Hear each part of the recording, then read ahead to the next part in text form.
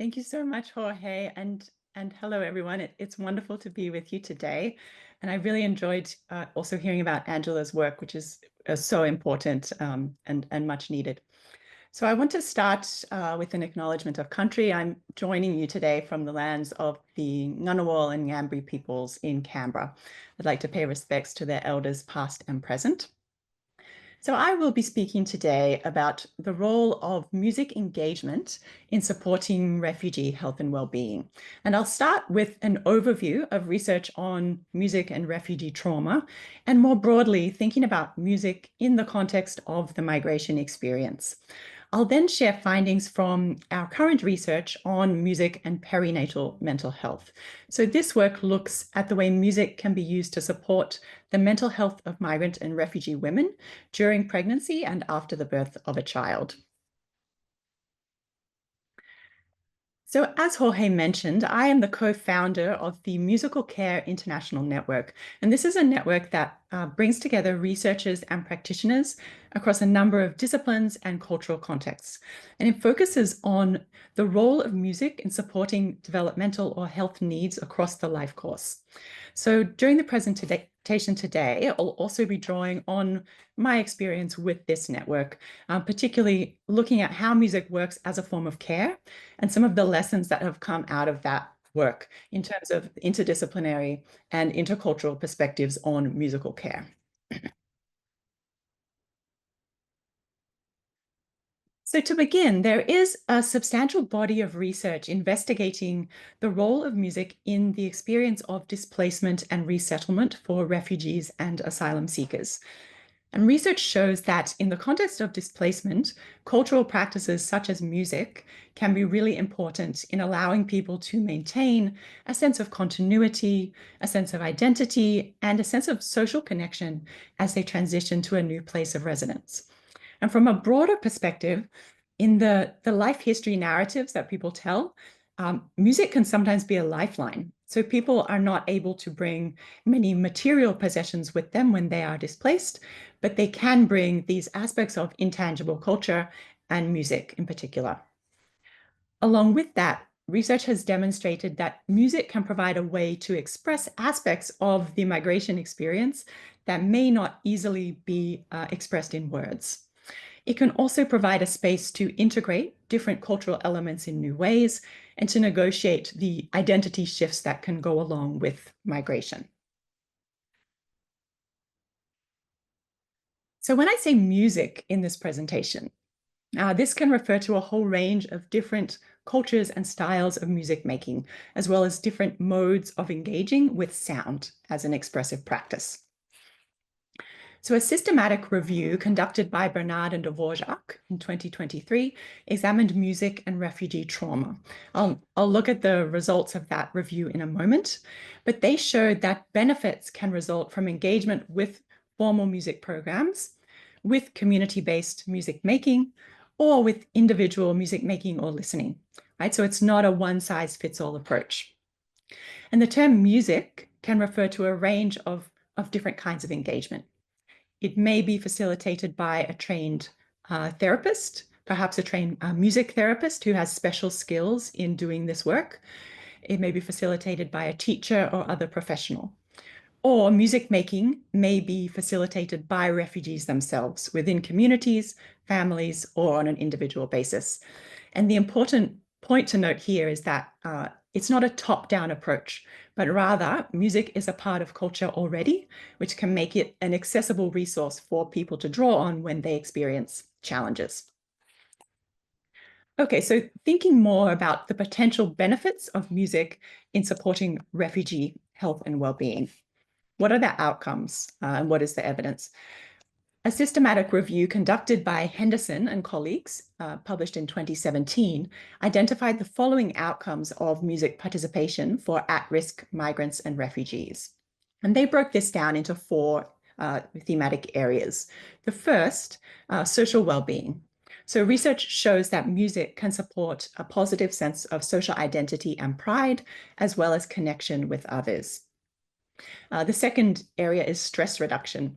And this has multiple aspects to it, but the review discusses it primarily in relation to communication and the way music can support the development of language skills, but at the same time provide an alternative non-verbal form of expression, which can be really important in contexts where people are learning an unfamiliar language or may not be able to express themselves as fluently through words.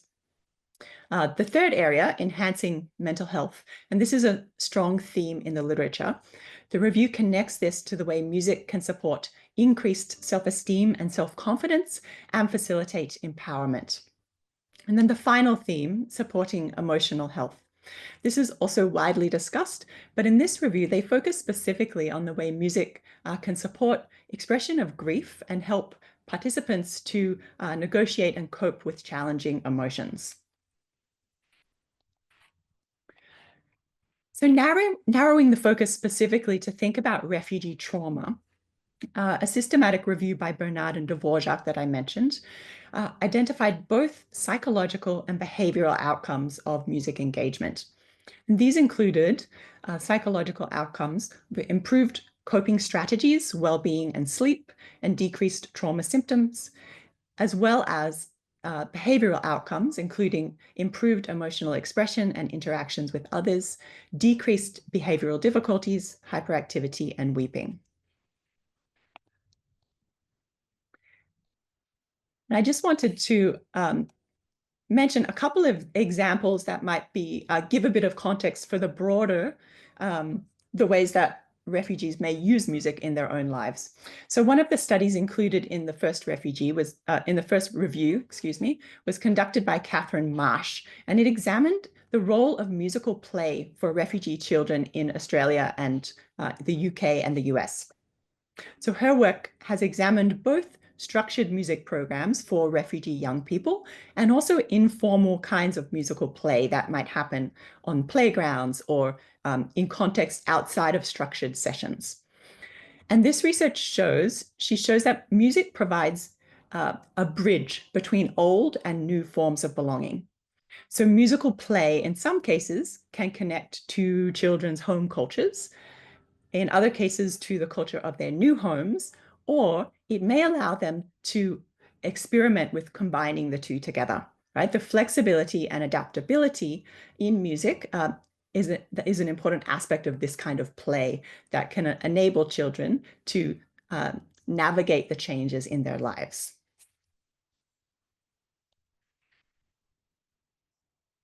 A contrasting example, and an unusual one in the research literature, comes from research conducted by Boswell and Al-Akash, and they worked with Syrian refugees in Jordan. And they examined the way women's informal, self-administered music listening provided a means of emotional expression. And they write, the process of listening to the songs on the women's mobiles stimulated emotional conversations, triggered memories, and provoked stories and much laughter as well as tears. Many explained how they would feel better after listening to the songs and audio recordings. They make us sad, but then afterwards, it's as if the sadness is lifted for a while. So these couple of examples show that music is used in varied ways by refugees themselves, and also by program facilitators to support aspects of health and well-being. But due to the complexity of music as an aspect of culture and the diversity in the way we each individually respond to music, it means that a one-size-fits-all approach does not work, right? So what are the principles that should inform facilitation of music making with migrant and refugee individuals and communities? So the principles outlined here are based on my long-term research with reference to the literature and principles of trauma-informed care. So the first principle, strengths-based approach. So this is an overarching value that underpins this work. Music engagement and facilitation should be based on an understanding of each individual's inherent musicality and strengths, rather than imposing a predetermined idea of what music should sound like, or what is excellent music, or what music is worth engaging in. The second point, which is closely linked, cultural humility. So it's essential to recognize and appreciate and understand cultural diversity in music, and to enable participants to be active agents rather than passive recipients of a musical intervention. Collaboration and reciprocity. This again links in with the strengths-based approach. Musical care should be approached as an activity that is done with, not to, other people. So a ground-up sort of approach rather than a top-down approach. Cultural and historical understanding. And so this is a really important principle. Musical genres and practices have particular cultural and historical associations that will shape how people hear them, how they respond to them, how they experience the music if they're participating in it. So it's important to have an understanding of not just the sounds themselves and how to create music, but what is the context behind those sounds, what meanings are attached to them in the particular place that they are coming from. The next point, gender and power. So musical styles and instruments are often highly gendered. So this means that they may have a strong association with masculinity or femininity. They may be strongly associated with performances only by men or only by women. So as a result, some people may feel included and others may feel excluded. So it's important to consider these dynamics of gender and power and to understand who feels comfortable engaging in the particular form of music making. This may not always be spoken or openly acknowledged. At the same time, these sorts of dynamics are not fixed. So in some cases, people may indeed want to take on musical practices that have historically been associated with a different gender from their own. The next point, empowerment, voice and choice. So this aligns again with the strengths-based approach and is an important principle in trauma-informed care more broadly. And so music facilitation should empower participants to express themselves and to have agency in their musical and cultural lives. The final point here is an important one as well. Recognition that not all music helps. There are examples of music interventions that can cause harm, particularly when they are imposed without adequate cultural understanding or without adequate protections in place to ensure the safety of participants. There are cases of music facilitation being profoundly disempowering if it is based on culturally specific ideas about musical expertise and excellence. And so this may have the unintended impact of making people feel less able to be musical in their lives. Again, this connects to the strengths-based approach and the need to start from an understanding of participants' inherent musicality and cultural agency.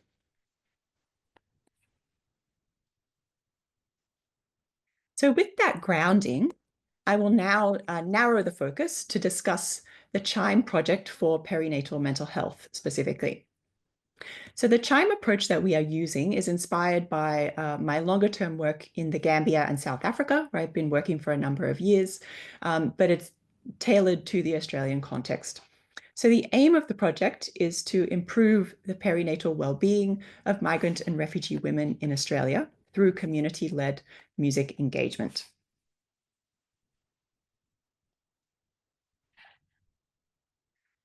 And poor mental health during the perinatal period, the time during pregnancy and after the birth of a child, is a serious health issue with consequences not only for the mother who is affected, but also for her child, for her family, and the wider community. 1 in 5 mothers in Australia experience perinatal depression or anxiety, and mothers from refugee backgrounds have higher rates. Research conducted by Rees and colleagues in 2019 found that pregnant refugee women have higher rates of major depressive disorder of 32.5%, contrasted with 14.5% of Australian-born women. So a policy brief from the Multicultural Centre for Women's Health, released in 2022, states that there is an urgent need to create more gendered, culturally appropriate, and equitable perinatal mental health services for migrant and refugee women. They go on to state that the compounding impacts of displacement-related trauma and resettlement processes with greater social and economic disadvantage have been found to negatively impact perinatal mental health outcomes among migrant women. And this aligns with the findings of our research, which suggests that there is a gap in support. So organizations focused on supporting perinatal mental health are not always effective in engaging with migrant and refugee parents, whereas organizations that are focused on supporting migrant and refugee families do not always have tailored support for the perinatal time.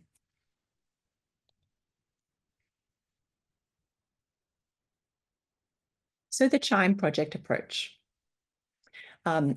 The aim, again, is to improve perinatal well-being of migrant and refugee women in Australia. And we use a co-design approach to program development, emphasizing the importance of culture and context. And it's based on an understanding that music is very often already an important part of cultures of pregnancy and parenthood. It's based on research evidence showing that music can be effective in building strong social connections, in lifting mood, and in communicating information. So the CHIME project was first developed in the Gambia through a co-design process with health workers and women's music groups. The intervention that was developed involved group singing sessions with pregnant women. And the sessions took place weekly for 1 hour for a period of 6 weeks. And the results of the trial showed that the sessions were effective in reducing symptoms of anxiety and depression in participants. So the CHIME Australia project is working to tailor a program to the needs of migrant and refugee parents in the Australian context. And we are taking a qualitative approach in this research. Methods have included interviews, focus group discussion, and a co-design workshop with a total of 30 participants. Participants have included migrant and refugee women and service providers.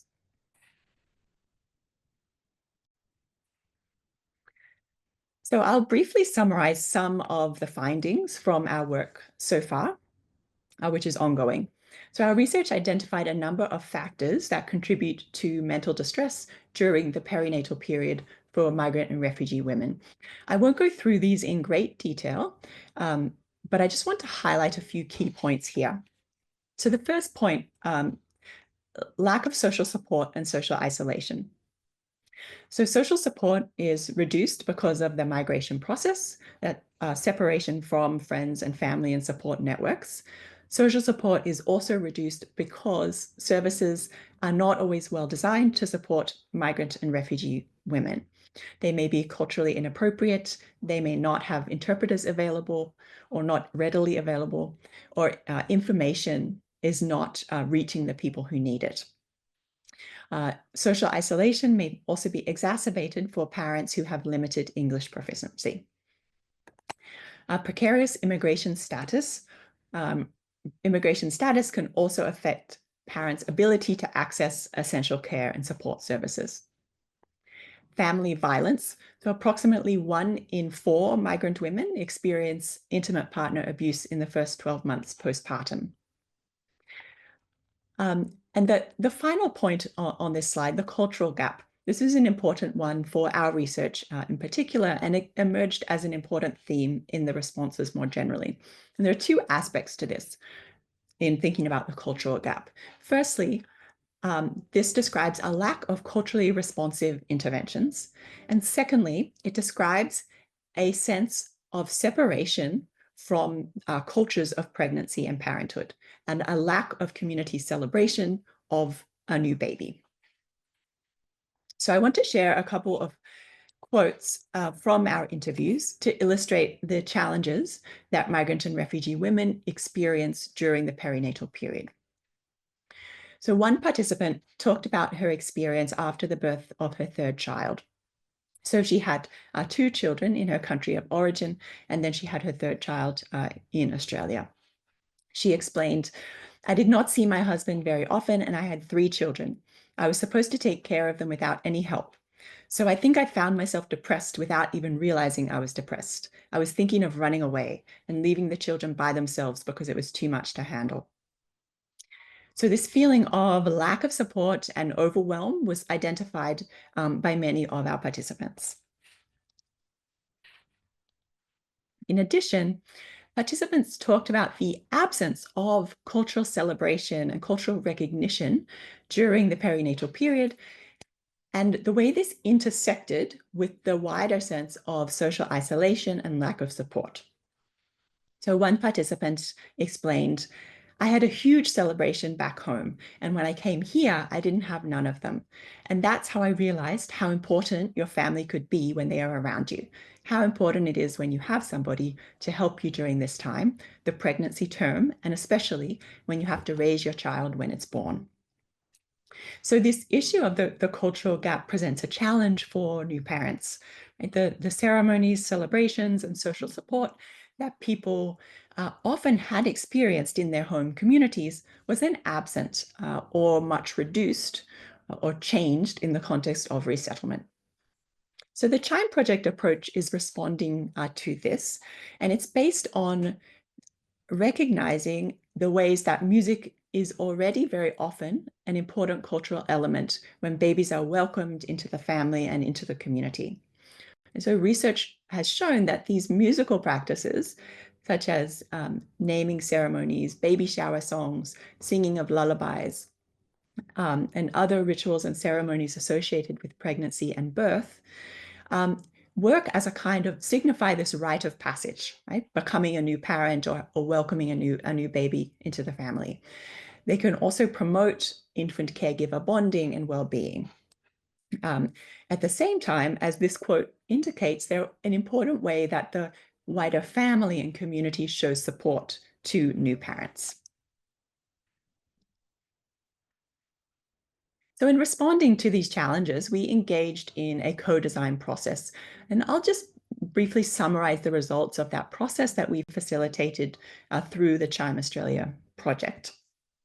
The co-design group included 8 participants, 6 of whom came from a migrant or refugee background, and a majority with experience working with migrant and refugee parents in the ACT community in Canberra. So the co-design process included, firstly, empathy mapping, which is an activity we designed to develop a deeper understanding of the experiences and needs of migrant and refugee mothers, and to really ground the whole process in trying to understand from the perspective of our target participants, what are their needs and priorities? What does it feel like to be a parent in a new country? Secondly, theory of change exercise. So this involved a participatory process. Firstly, we had identified the lasting social change we wanted to contribute to around promoting perinatal well-being, then the near-term objectives to achieve that social change, and the co-design group identified the shifts and outcomes that we wanted to see as a result of our program. And then the final stage is prototyping, so trying out potential program designs and then refining.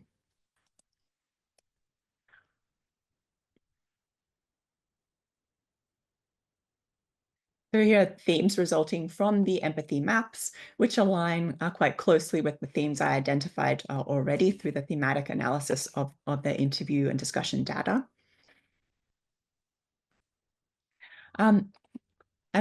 Through the co-design group, one of the questions that came out of this research was whether and how to engage partners in our program. And there was no clear agreement about the best approach here. While some participants felt it was important to involve partners in order to promote family bonding, connection, and to prevent domestic violence, other participants noted that in mixed gender settings, some people would feel less comfortable sharing their experiences of pregnancy and childbirth, and also issues of culture, cultural difference and power relating to gender roles could make mixed gender programs less effective. So strategies that were identified to overcome this were to have separate sessions for partners, to involve male community leaders, but also to maintain some sessions specifically for women. But this could be adapted depending on the preference of the target community and context. Another question that we addressed that came up in our discussions was whether programs should be tailored to a specific cultural or language speaking community, or whether participants would prefer a multicultural program, including people from different backgrounds. And here again, the results were mixed. So many people noted that a multicultural program would be beneficial because it could build English language skills and the ability to communicate across cultures and to allow people to feel as though they're part of a wider community, building those bridges. Others noted that culturally specific programs could be beneficial in allowing a deeper level of cultural understanding, musical connection, and those social connections. So the takeaway point from our work is that both approaches can be beneficial, and it's possible to do both. So it should be tailored again to the preferences of the particular community and context.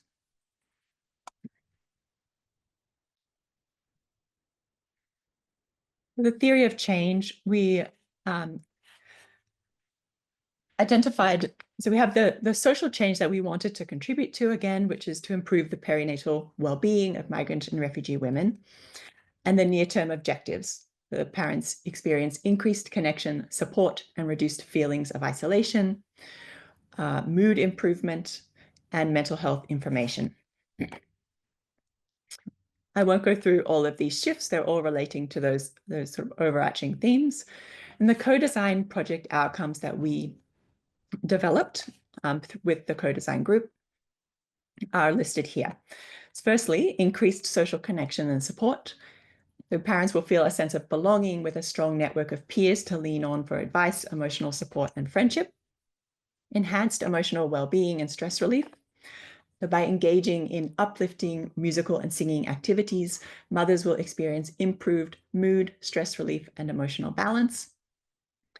Cultural connection and celebration. The mothers will reconnect with their cultural roots through shared musical experiences, fostering a sense of pride and celebration around their identities. Improved access to mental health and support services. So through the program, mothers will become more informed about the mental health resources and support systems available to them in Australia. A safe multicultural environment that combats discrimination. The program aims to create a space where diverse cultures are respected and celebrated, actively working against racism and discrimination. And finally, empowerment through knowledge sharing. Mothers will feel empowered by sharing practical advice, experiences, and solutions with one another, fostering a sense of autonomy and agency in navigating parenthood.